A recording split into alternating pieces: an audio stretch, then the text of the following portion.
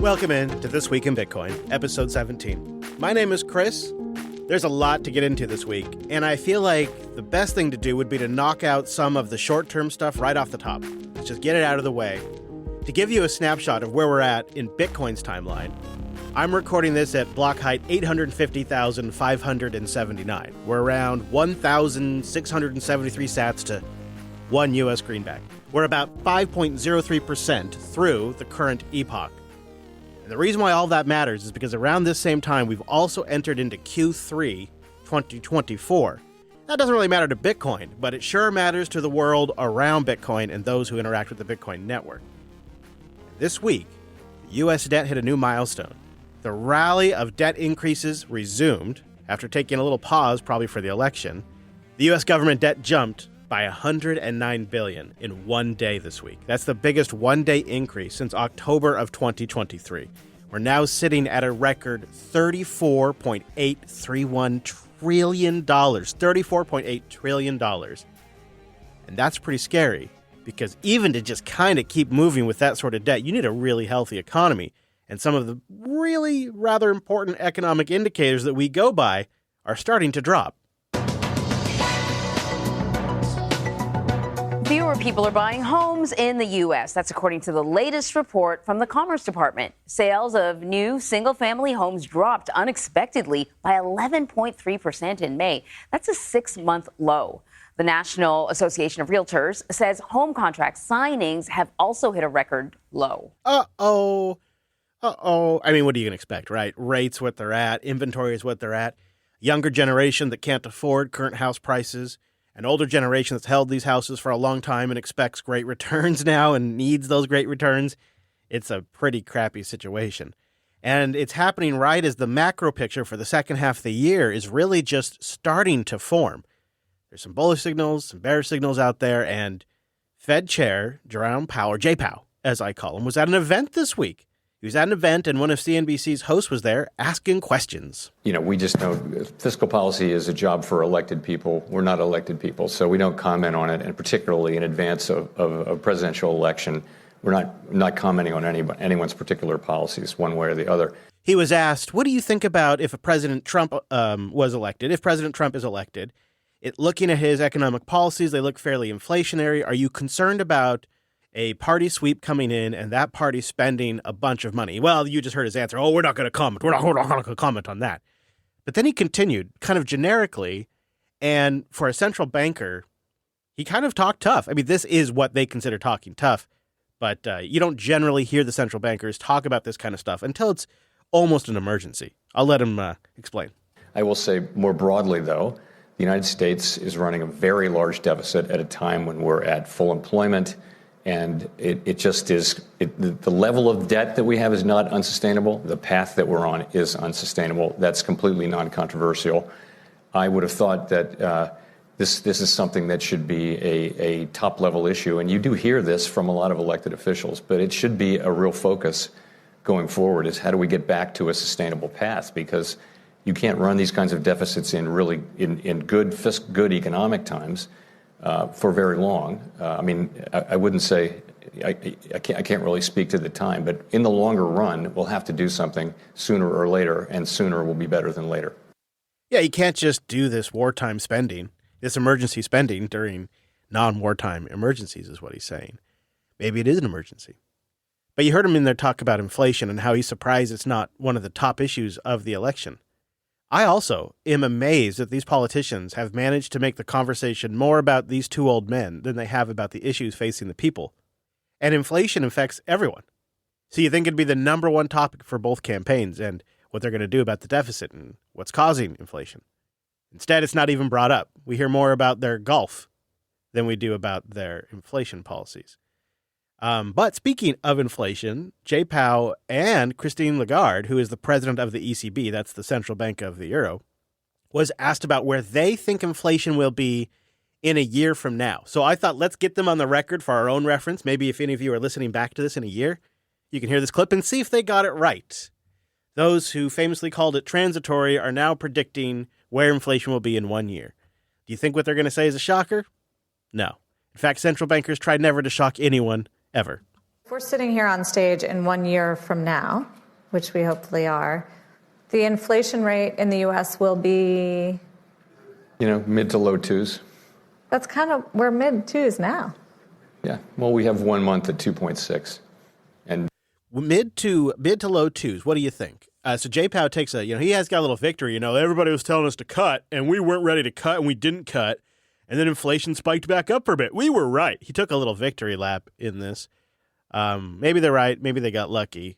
Do you think inflation is going to be around 2% in a year? And if it's at 2%, why is it there? Mid twos now. Yeah. Well, we have 1 month at 2.6. And, we had a brief visit to the low twos at the end of, but I mean, sustainably, durably underlying inflation between 2 and 2.5 is what I would say. That would be a great outcome. Headline PCE. Yeah. President Lagarde, 1 year from now? 1 year from now, I would say low twos. We are at 2.5 latest reading, and as I said, bumpy on the way ahead, but low twos. All right. Low twos, you heard. Both in the U.S. and in the Eurozone. Low twos. We'll see. But back to Bitcoin. The U.S. and the German government continue to sell off Bitcoin this week. It's ironic that they're trading a hard, scarce asset for something that gets printed, for fiat that gets printed.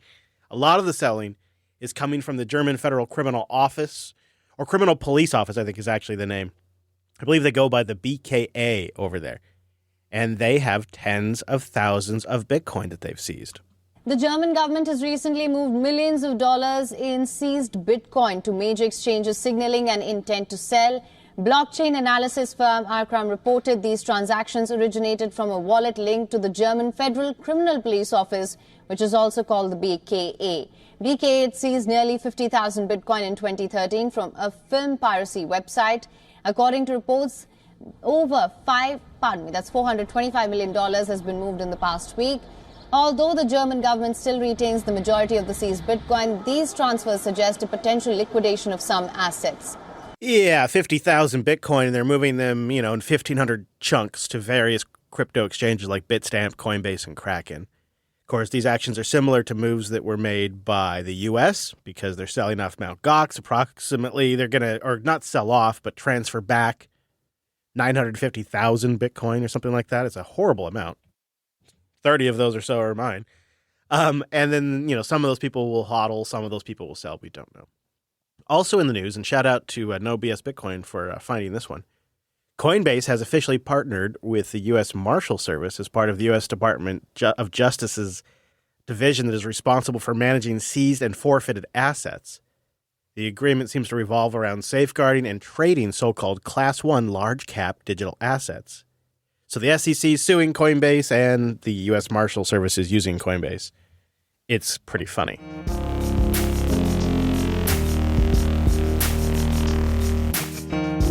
Better for worse, new rules, everyone. Yay, from the IRS. The Treasury and the IRS have issued what they call final regulations that require brokers to report the sales and exchange of digital assets. So this has been in the works for a bit. The IRS seems to be kind of leaving non-custodial solutions alone, so that's the good news. They're leaving non-custodial solutions alone. They're going to have other guidance at some point for that and DeFi. But in here, they seem to kind of indicate, too, that even forcing the developers of non-custodial wallet solutions to do this reporting would be a violation of the developers' First Amendment rights. So that's a good sign. These rules, and I'm going to get into some of these details, are going to go into effect in 2025. So that's your timeline here. And I'm going to play some audio from a tax attorney and a CPA. His name is Andrew Gordon. He's got a firm. And he'll go over some of the details with us. So for the last decade or so, or since the dawn of cryptocurrency, the burden has been on the investors or the taxpayers to report all of their activity on their taxes. And so what has happened over time is there's a massive tax gap, or the difference between what people actually need to report and pay and what the IRS is collecting. And that's in part because it's been a disaster to report your crypto taxes. If you're a crypto investor, you need to get data from a variety of different sources. You need to piece it together and report your gains or losses. And that's something that's very unique to crypto versus something like the stock market. And what this legislation had done, and now these new broker regulations puts into effect, is that the brokers or the crypto exchanges now are required to report to both the taxpayers or the investors and the IRS the individual's cost basis or what they purchased it for, as well as the sales price and the gain and loss that accompanies it. Right. So this is for crypto traders that are buying and selling. They're buying, holding for a bit, selling at a profit or at a loss. And there's going to be a new form. It's like it's like a 1099 type form that they're going to produce for you and for the IRS. They're going to send it to both of you. What that means, and this is something Andrew points out, is the IRS is about to get just a fire hose of trade information. So, as I mentioned, there's been this massive tax gap, right? Billions of dollars, maybe even more, that the IRS should have been collecting from crypto investors. But because they haven't had this information, they haven't been able to effectively do so. So I would expect that there will be a massive increase in audits, a massive increase in criminal investigations based on this information, and more attempts to decrease this tax gap and collect more money from crypto investors. Yeah, well, that's part of the IRS's mandate, is to get more money in there. And so you probably always should be assuming that any crypto at all, but including Bitcoin, that you buy from a KYC account, so one that's made you go through identification, they're going to be tracking how much and when you bought. Now, you should also be assuming that they're going to be sending that to the IRS automatically. I would assume some of them, like Coinbase, already do. And they're probably going to start doing this sooner than later. They don't have to do like the profit and loss stuff, I don't think, until 2025. The actual trades, I think they're probably going to just start doing almost immediately. So this is where I think KYC can be really risky, because something that wasn't happening a couple of years ago when you bought KYC Bitcoin, and it really screws long timers, because long timers were taking a massive bet on this. OG Bitcoiners that had to use KYC solutions were taking this super long bet on this thing that the government kept telling us was worth nothing, and that all of the experts were telling us was worth nothing, and that a lot of people were telling us is only for drug dealers or for whatever. And then all of a sudden, the banks get interested, the ETFs get launched, and now we're starting to get regulatory clarity. And now everybody wants in your pocket. Well, Bitcoiners weren't necessarily planning for that 14 years ago, 10 years ago, 5 years ago, when they bought this incredibly risky asset at the time. So I think it's time to get your house in order. If you have bought Bitcoin with KYC, now you really need to be more concerned if you've been selling Bitcoin on KYC platforms. Now is the time to get into compliance. Talk to a tax professional and get your records in order. Assess filing an amended return. Or even if not doing that, have your cost basis information ready so that as you file future years and as the IRS gets all this information, that you can report fully and consistently. This is one of the areas where I think hodling by default makes a lot of sense, because then there's not a sale there, or using things like Strike, acquiring the Bitcoin, and then shooting the Bitcoin around as payments. I think, too, there's going to be something about it's going to be probably something in here that talks about eventually about like $600 and below, or not really. It's something that needs to be tracked and all this kind of stuff. So there's going to be more also regulatory clarity, as they put it, for self-hosted stuff. But it's still something I think everybody should be aware of in the space, simply because the IRS is going to have easier access to KYC platforms information soon. Again, if you don't sell, it's not really a big issue there. Or if you're buying and sending it away, and it's an immediate transaction, I think that's a different kind of tax impact as well. But if you're holding it for a period of time and then selling it at a profit or at a loss, this probably applies to you. So I'll try to put some links in the notes, but, this isn't probably the best place to get tax advice. There's probably more experts. In fact, I'm always looking for a CPA who is Bitcoin savvy. I think we should have a little community list of them, because the difference this day and age between a CPA that understands this stuff, or a tax attorney that understands this stuff, and a CPA or a tax attorney that doesn't, is going to be huge soon. So if you know any, boost them in. The SEC, speaking of enforcement, is going after Consensus. This is interesting. The SEC has charged Consensus Software with engaging in unregistered offer and sale of securities through MetaMask staking, and they've also charged them separately as operating as an unregistered broker. The U.S. SEC sued Consensus on Friday over its MetaMask service, alleging that MetaMask acted as an unregistered securities broker and that its staking service violated securities laws. The suit also targeted Ethereum staking service Lido and Rocket Pool, the third-party platforms MetaMask uses to power its staking feature. Consensus previously sued the SEC, seeking a court order declaring Ether to not be a security and to end the SEC's investigation into the firm. You got to wonder what this will do, impact-wise, on staking long term. This just seems like we're going after Lido. The new ETFs, they all restrict and forbid staking, the ones that they're filing for the ETH ETFs. Staking and that kind of stuff seems to be the issue. And you know what? There is a lot of management there, isn't there? Lido, you could argue, Consensus, they're doing central management of this stuff. This will be very fascinating to see where this goes. Before we go any further, though, I have a question for you. Have you ever altcoined? I know Bitcoiners don't like talking about this, but do you even currently altcoin? Would you consider doing it again? Do you hold some altcoins like Ethereum or Solunar or I don't know? I would really like to get a temperature from the This Week in Bitcoin audience on this. How maxi is the audience? That may reflect how maxi the show should be, I suppose. Let me know. Boost in and tell me. I'll read it in next week's episode.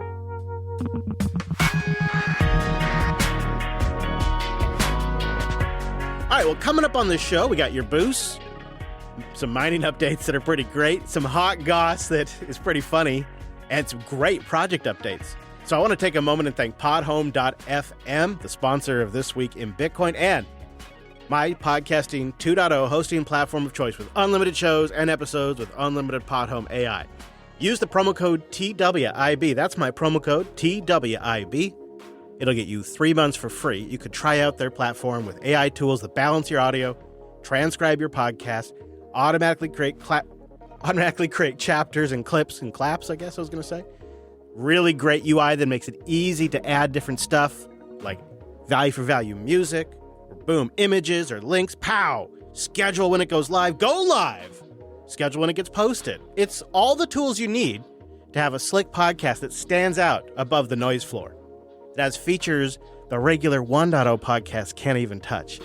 So go try it for 3 months for free when you use my promo code TWIB. That's podhome.fm, TWIB. Check them out. Also, shout out to thebitcoincompany.com.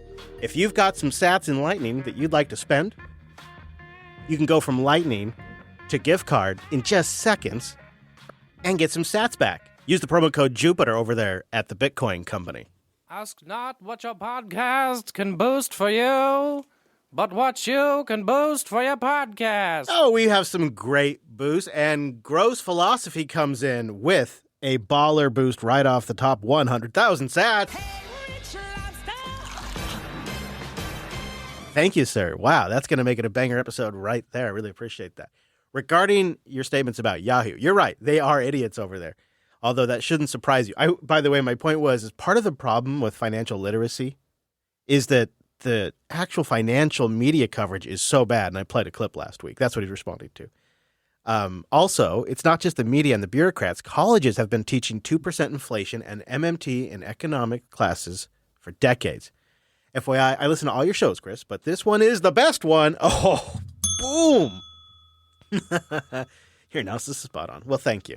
He says, check out the documentary Finding the Money. I think that is on my top documentary list right now. Finding the Money. I will add a +1 to that. Thank you very much, Gross. I really appreciate that. That's fantastic support. Nunji also comes in with some fantastic support. 90,000 sats. I hoard that which your kind covet.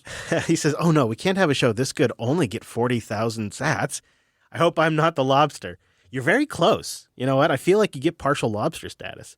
I'd like to express my thanks for the review of Software Stacks for acquiring Bitcoin, and welcome future discussion on hardware wallets. Very good. And also, I think, along with that, I'm definitely looking to collect feedback right now. Fediment and eCash and Cashew, along with Liquid, but Liquid I think is a good solution today, and I'm kind of looking forward to see what we might be able to use to consolidate UTXOs in a safe way before we transfer to cold storage.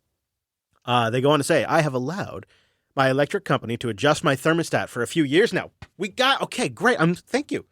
It's no big deal. We hardly notice it. We can override at any time. Oh, well, that seems the key thing. But if we don't, we get discounts on the bill. I don't really see the problem. Thank you, Nunji. It's, or Nunj. Nunj? I really appreciate that perspective. Like, initially I had a very visceral, like, gross, I would never let them touch my thermostat. But I don't know if I had the context they'd let you adjust it. I would bet we have more hell no's out there. But how much money are we talking? You know? I mean, can you stack a few more sats with the savings? Like, what are we talking about here? Let's talk business. I wish, and maybe yours isn't, I wish it didn't have to be the Nest. You know, because then there's that whole Google tie-in. It has a lot of sensors. I think I'd prefer it be something less tied to Google. Be curious how you feel about that. Bitcoin Lizard comes in with 50,000 sats. Pew, pew, pew. Hell yeah. I appreciate the time and effort you put into this production. I don't always boost, but my sat streaming is always enabled. Right on. Thank you very much for that. Everything's under control. We really appreciate that. When I say we, I mean me and that soundboard guy. Thank you, Bitcoin Lizard. Lazy Locks comes in with 20,000 sats. Coming in hot with the boost. Thanks for bringing us the Bitcoin news. Lazy Locks, thanks for bringing the value. Really appreciate that. Jimahole? B-O-O-S-T. Emile. No, it's probably not. Emile. How about that? 20,000 sats, no message. But I want to shout out. We got a few nice boosts, but no message. Thank you, everybody, this week. I really appreciate that. Golf Wench comes in with 6,777 sats. Fun will now commence. Love the podcast. Please donate or boost whatever you can to help this benevolent gentleman. Thank you for the visibility. Yes, when you boost in, it helps us on the fountain charts, and we did really great this week. This last episode, I think, got to number 1 on the fountain charts because of your support, which means a lot more people found us, including some folks out in the industry I really respect. I believe, found the show this week. So it's really kind of awesome. Some people that I follow for their analysis and their takes are now listening to the show to hear my analysis and my take. And I think they found the show because of your support in the boost, getting this up on the charts. It's so awesome. So great. Ready 1, take 4, comes in with 10,000 sats. But that's not possible. Nothing can do that. It's right there. It's right there. And he just writes, boost. Thank you, Ready 1, take 4. Appreciate it. Chow Wing Wang comes in with a row of ducks. 2,222 sats. Just saying thanks. Cheers. Mr. Pibb comes in with a Jar Jar boost, 5,000 sats. You're so boost. Thanks, Chris. Keep them coming. Thank you, Mr. Pibb. Thank you for that value. Really appreciate it.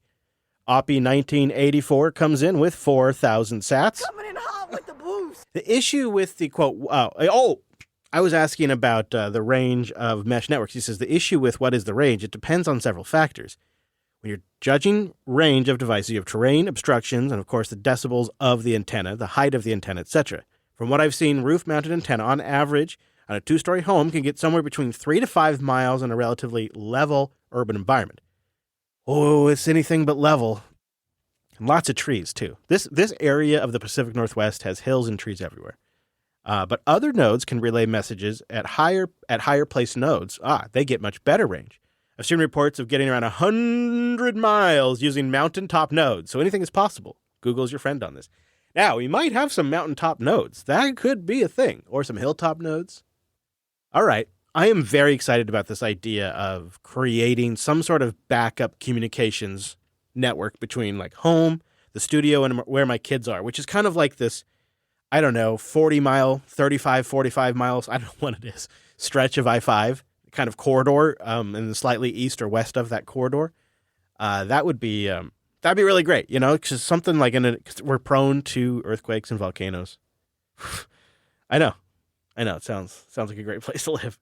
Pod Home, our show sponsor, comes in with 11,000 sats. The traders love the vol. Validation boost. Thank you, Barry.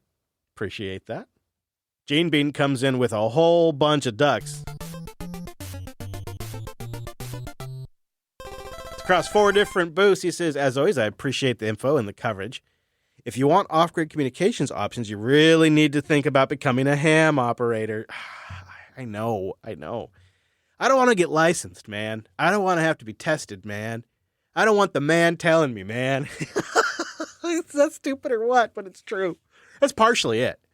Like, if I could just pick it up and start playing with it for a year and then go take a test and, like, validate that I can make it work and that I like it, that it's worth it, and that my family will use it, then I'd be like, heck yeah, I'll go get my ham license. But I don't even know if that's all going to be the case if I got my ham license. He links me to a Honeywell he might like. Thank you very much. I'll put a link to that in the notes, too. It's an affiliate link for Gene Bean, but he's a great supporter of the show. Kick a little value back. I'll put he's got a Honeywell, and I won't read the model number, but I will link to this in the show notes that he recommends because he owns. And he thinks, given the show length, how much in streaming stats would you feel is providing sustainable sponsorship to keep the show going? He says, unlike last week, I don't always have something to say, but I listen and get great value. You know, this week we had several folks boost in with no message. I don't always call those out just for time, but still really appreciate it. It's still nice to see you. It's hard to say on the streaming stats. I feel like it's such a personal judgment thing. I wonder. I'd be curious to know what people think about that. What is the standard streaming sat amount? That's a great question. BTC Realist comes in with 5,000 sats. You're so boost. Jeff in California pointed me here. Ask him about his ASIC. What? Listener Jeff has an ASIC? What? Nice work. I think that must be the Jeff he's talking about. There's clearly only one Jeff in California. Green Everett comes in with 3,333 sats. Hey, look at that. Let's give it a make it so. Make it so. I just did. Major price shakeout. We haven't seen a real cycle dip yet. We usually get a 30% dip or 3 on the way to a new cycle high. Too early to make this call. What call did I make? I think, every time I kind of glance towards like, hey, these are some things that are impacting the Bitcoin price right now, I generally never call out what price I think we're going to be at, because how the hell would I know? What I'll usually say is it looks like whatever is going on, we're either just beginning, we're midway through, or we're almost through. It's hard to say how far we're through on the German government selling thousands and tens of thousands of coins and the Mt. Gox trickle feeding everybody until October. It's really hard to say how long that's going to go. It just puts downward pressure on the price. If you think about it, it's for every seller, there's a buyer. So we need to just maintain a certain price pressure, and other buying could come in that does that. We won't know.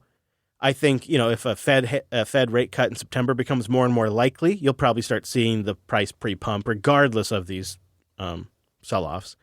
But this kind of stuff, these are overhangs. This stuff needed to be cleared out. It was always going to be cleared out, and doesn't change any of the fundamentals about Bitcoin. It's just simply excess supply on the market right now. And that's just how a free market works. We want it to work this way. This is a good thing, right? And you could look at it as there's more sats available for you right now. Because if there's going to be a point where we'll dream of the day it was under 100,000. So I don't look at this stuff in a 1 week time slice very often. What I look at is the things that are either breaking, accumulating, or changing within the week that are kind of bending the future direction of Bitcoin. And you can sometimes get some price, I think, estimates based on what that might be, but not always. So I generally never really make price calls, because how the hell would I know? If I had it my way, it'd be $5,000, be $100, my way. I found pictures this week where I was mining in 2011 where the block reward was 50 at a time. So sometimes I wish I had a time machine. Oh, more ducks! Hey, Sackerman's back again with Value for Value episode 15 boost. Thank you, sir. Appreciate that. Listener Jeff comes in with the Spaceballs boost, 12,345. So the combination is 1, 2, 3, 4, 5. See, now, Jeff, he's on the other side of this thermostat issue. He says, I would never let the utility control anything in my home. They don't know what temp my thermostat needs to be set actually to cool my home so I can comfortably sleep. Power sovereignty is something we should be all deeply considering as well. It is not easy, but the utility grid should be our backup. I'll say that part again. He says the utility grid should be our backup. Your Venstar reset, yeah, my Venstar, which is my kind of like Nest alternative. It's a Venstar thermostat that reset on me. He says, yes, I got my hands on a miner thanks to another listener and a local friend. I'll report back when I get it running. All right. There we go. We closed the loop on that one right there. So he was talking about listener Jeff, and we will hear more about his miner. So Jeff's point about power sovereignty is an interesting one, and it's one that made me realize I actually am an EV customer. I'm just not an EV customer right now. None of the current EVs really appeal to me. I want a really basic model. Like if they had an EV out there that had roll-up windows and, just like a crank fan knob like you used to have back in the 90s or the 80s with a really crappy stereo and an aux-in and a analog dash, I would buy that EV. I don't want all the creepy tracking stuff, and I don't want all the touch button stuff that's going to fail one day or no longer get updates. I just want something that I can charge myself because I have got solar on my rig, and at certain points of the day, I've got excess energy, and I could just dump that into a car battery for free, and nobody could ever take that away from me. But they could disable my debit card, and I wouldn't be able to buy fuel. So if I ever had to escape Washington, you think I'm joking, but what if lockdowns came back and you decided you didn't want to stay in the state that was going to go really extreme? Something like that could happen. Bird flu goes crazy. Lockdowns get issued. I decide I'm taking the family to Idaho. I'm going to load up the RV, pull up the jacks, bring in the slides. We're driving to Idaho. Except for I can't because my debit card no longer works because I'm using it at a fuel station and I'm not supposed to be out on the road right now. That sounds like a crazy sci-fi horrible future. And it also sounds like a story I could tell you that's happening in China right now. So it's not that far-fetched, especially in a CBDC future. So power sovereignty, I think, is actually a big topic. I don't know if it fits within the context of this show, but it's one I strongly agree with. Thank you, Jeff. Appreciate that boost. Dexor comes in with 4,567 sats. Heck yeah. Everything's under control. And also, why not This is the way. Why not? He says, I agree with the other booster. This is definitely a top-tier podcast, if a bit too short. Oh, wow. If anything, I've been thinking it's been going too long recently. Maybe that means it's just right. I appreciate the boost. Adversary 17's back, 16,348 sats. There's coffee in that nebula. Thank you, 17. Says another great episode. I wanted to pull a couple of the below 2,000. I appreciate all the boosts, so you are welcome to boost whatever amount you want. I do a 2,000 sat cutoff, mostly just for time's sake, right? But I wanted to pull a couple forward this week because I do read them all. Southern Fried Sassafras comes in and wanted to boost for Signal and says, if I have any thoughts on the Chevron deference decision impact on the crypto business and Bitcoin specifically. I have just a very rough early take, and so I would really appreciate anyone else's opinion. But to me, it seems like a net positive here. A lot of this was regulatory, I don't want to overreach feels like the cliche term, but an interpretation in their most empowering way, I suppose. And they were able to use that to essentially wield regulation through enforcement. Feels like that role is really going to slow now. Could be wrong there, because the reality is, in most cases, the judges are still going to just decide to go with whatever the regulatory agency believes the interpretation is. It's not like that's going to completely stop. There's still precedent to do that. It means the judge has more leeway now. And they have more options now when interpreting a decision, but it doesn't mean that it's necessarily going to change what they ultimately do, which is side with their other government buddies.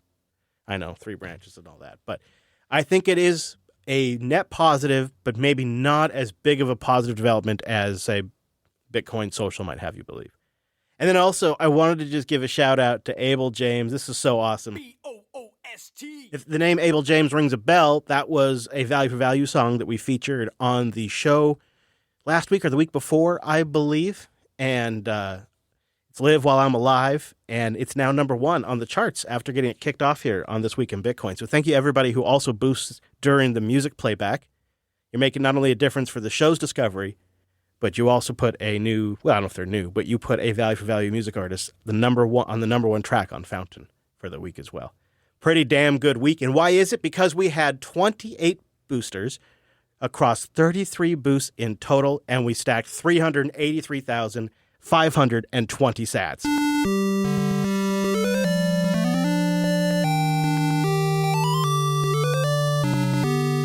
Thank you, everybody. Really appreciate that. It's a lot of ducks. If you'd like to boost, you can get a new podcast app. There's a lot of great apps. Fountain FM is crushing it. Cast-O-Matic is like the Cadillac on iOS. And Podverse is the GPL app that's cross-platform, including the web. You could also boost from the Fountain FM website if you just find This Week in Bitcoin on there. Thank you, everybody who does that. Really appreciate it. That was a great turnout, some great conversations. I feel like I get some of the most thought-provoking boosts here, too. Makes me think about stuff that I have to roll in my head for like the rest of the week, in a good way. Not complaining at all. Thank you. Appreciate it. Helps the show a lot. And I'd love to hear from you next week, too. All right, I have some quick mining updates for you. Australia-based Bitcoin miner Iris Energy announced a $413 million raise through stock offerings since mid-May. They're expanding. They are a Bitcoin and energy technology firm now. And then CleanSpark, which we've talked about, I believe, once on the show, has acquired Grid. We've mentioned this before. But the company announced it has achieved a hash rate of 20.4 exahash post-merger, I believe. That's amazing now, combining all of their exahash together. So I think if they're already making that claim, I take that as things are moving right along. And then Riot. Riot had a banger of a month in June. They deployed more hash in 1 month than I think any miner in history. And they released a celebratory video. It's you know, it is what it is, but I want to play it for you. Hi, my name is Jason Less, and today I'm extremely proud to report that not only has Riot successfully hit its second quarter growth target of 21.4 exahash, but we've exceeded it now with 22 exahash online and operational. Riot deployed an astounding 7.3 exahash during the month of June. That's an approximately 50% increase in deployed hash rate in a single month. This is more hash rate than has ever been deployed by a publicly traded miner in a single month. Even more impressive, most of this hash rate was deployed in just the last few days. All 7.3 exahash deployed is now online and operational. What this means is that in the past few months, we've deployed 10 exahash of latest generation miners and almost doubled our deployed hash rate so far this year.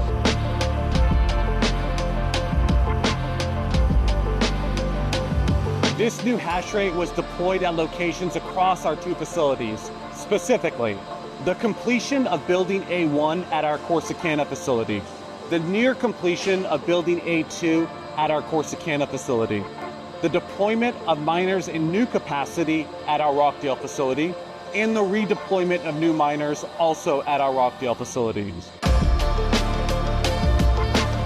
We are incredibly proud of what we've accomplished this month. Reaching this monumental milestone for Riot is only possible thanks to the incredibly hardworking teams we have working around the clock to get hash rate energized and online. Riot has the most experienced team in the industry when it comes to developing and deploying industrial scale Bitcoin mining facilities. I'm immensely grateful for their dedication and hard work, and I know you are as well. You know, I find it kind of funny, like they are in this weird position of very much being in an exahash race and wanting to brag about it, while also not drawing too much attention to how much power they're using. But their facilities are gorgeous. Riot's video, oh man.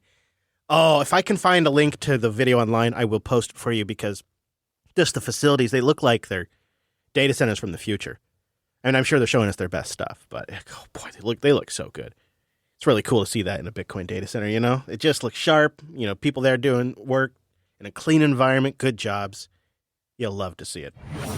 I got some hot goss for you. This is kind of silly, but everybody's talking about who a new mysterious buyer might be. And Mikey Saylor is no longer the big Mike in the Bitcoin community. We all have a new Mike that we're much more excited about. Michael Dell put out a tweet. He put out a poll. Did you hear about this? And in this poll, he asked, what is the most important thing to you in your life? Is it Bitcoin? Is it AI? Is it love and relationships or none of the above? 43% said Bitcoin. 39% said love and relationships. But I mean, clearly a lot of Bitcoin aficionados like Michael Saylor dropped in and probably punched that up. But you've got Michael Dell as a multi-billionaire. And then you've got people who are just regular folks. Yeah, Michael Dell's been on Twitter posting about Bitcoin for a few weeks now, trying to stir everybody up. And he did a poll and everybody said Bitcoin was the most important thing over love and happiness or something like that. I'm sure it's people just, you know, engagement farming with him. Sony also seems to be getting ready to launch a Bitcoin and, quote, crypto exchange in Japan. Yeah, Sony, that's Sony. They bought a exchange called Amber, And I guess maybe they're tweaking the name. They're going to have an app, and Sony's going to have an exchange that they're going to run. That's one of the other things that people are gossiping about in the Bitcoin community right now. Whatever. I think it's going to be Japan only, so I probably won't have much more information on it for you. Oh, there it is. There's the Rust. Project updates for you, and the first one is a Rust app. I think it's pronounced Lampo, Lampo, and it is a high-performance Bolt 12 supporting Lightning node. Yes, a new Lightning node written in Rust. I know what you're thinking. Why another Lightning node? Well, they address that in their documentation. They say, quote, while there are already well-known Lightning implementations like Core Lightning, LND, and Eclair, none are open-source implementations of the node using LDK. That is the super-fast Rust implementation. They go on to say, moreover, there currently exists no true Bitcoin Core equivalent in the Lightning domain. That is because all existing implementations are company-driven, often shaped by specific business requirements. Well, I'll give that a little bit of a ding. So this is new, but it has a plug-in system, kind of like some of the others do, but it looks like a pretty well-designed one. It is extremely performant. It has a lot of nice features. I'll link to it in the notes if you're curious. It's early, but I wanted to just bring it to your attention. Lampo, L-A-M-P-O. Probably saying it wrong. Have you ever heard anybody say it out loud? Because I haven't, so I don't know how you say it. But it looks like it could be a killer, lightweight, fast, run-on-your-own-node Lightning implementation. You know, like it could see LND works great for service providers, liquidity providers, etc. There's several options, but I could see something like Lampo working really well for those of us that want something lean, mean with Bolt 12 support. We're going to talk more about Bolt 12 in a moment, but I also wanted to bring Harbor to your attention. Harbor is something on the other side of Lightning. It's an eCash management tool by the folks that make the Mutiny wallet for the desktop, though. Harbor is an eCash desktop wallet.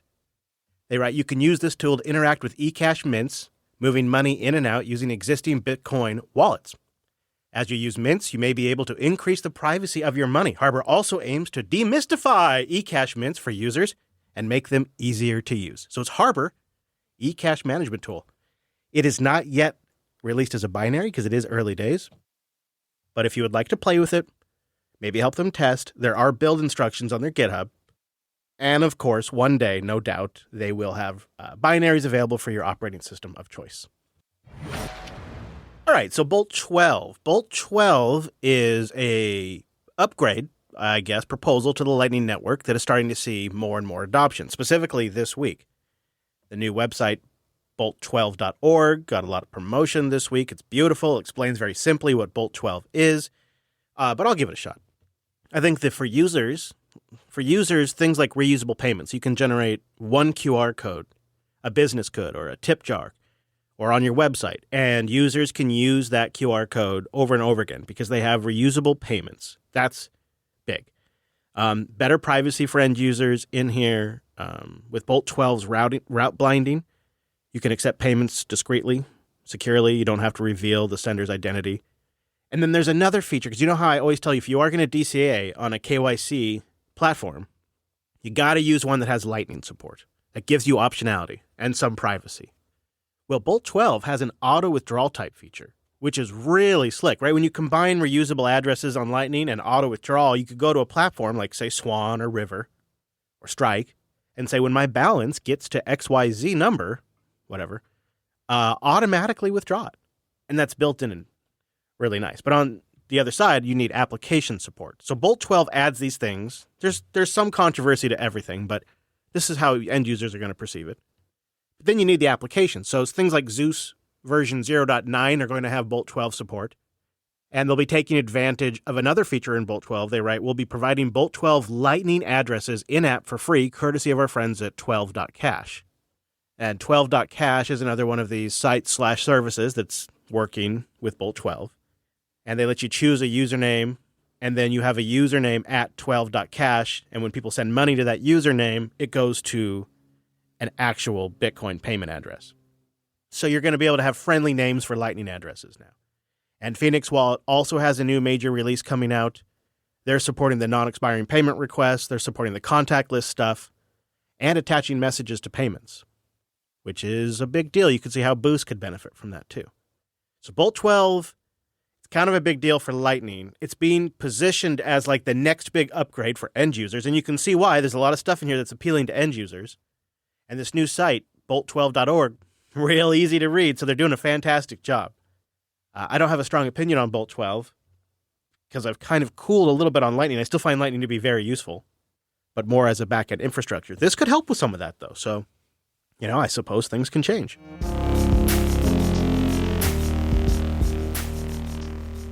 All right, I wanted to do a little follow-up because I just said something off the top of my head last week, and I wanted to actually come back and have the data this week. I don't mean to do it, but sometimes, I get talking. So I said something about the amount of Bitcoin required to buy a house last week. I don't know if you recall. And I went and found out what the median house prices in Bitcoin are over the years and got the numbers for you. So in 2012, the median U.S. house cost 50,616 Bitcoin. 50,000.6 Bitcoin. In 2013, that came down to 19. Then in 2014, that dropped to 351. That was a really good year. In 2015, it was 901, so it went back up. It required a little more Bitcoin. But as you move forward, some years it requires a little more Bitcoin, other years a little bit less. 2018, 24 Bitcoin to buy a house. But then, that was 2018. But then in 2019, it cost you more, 84 Bitcoin, right? Kind of goes up and down. But overall, the trend line starts to get better. In 2021, it cost 10 Bitcoin. 2022, it cost 20 Bitcoin. All right, that's a doubling. But if you go back 5 years, right, it was 600. And in 2024, it now costs 7 Bitcoin to buy the average U.S. house. And that's while house prices are going crazy. They're going, okay, they slowed a little bit. But like since the pandemic, they went bonkers. In 2022, 20 Bitcoin. 2023, 14 Bitcoin. 2024, 7 Bitcoin. Do you understand what's happening here? That's hard money.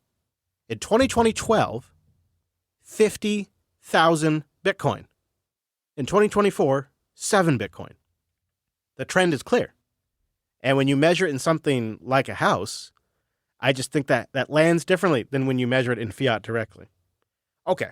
All right. I think, did I make my point? I just find that to be really fascinating. If you have other stat stats like that, send them in to me.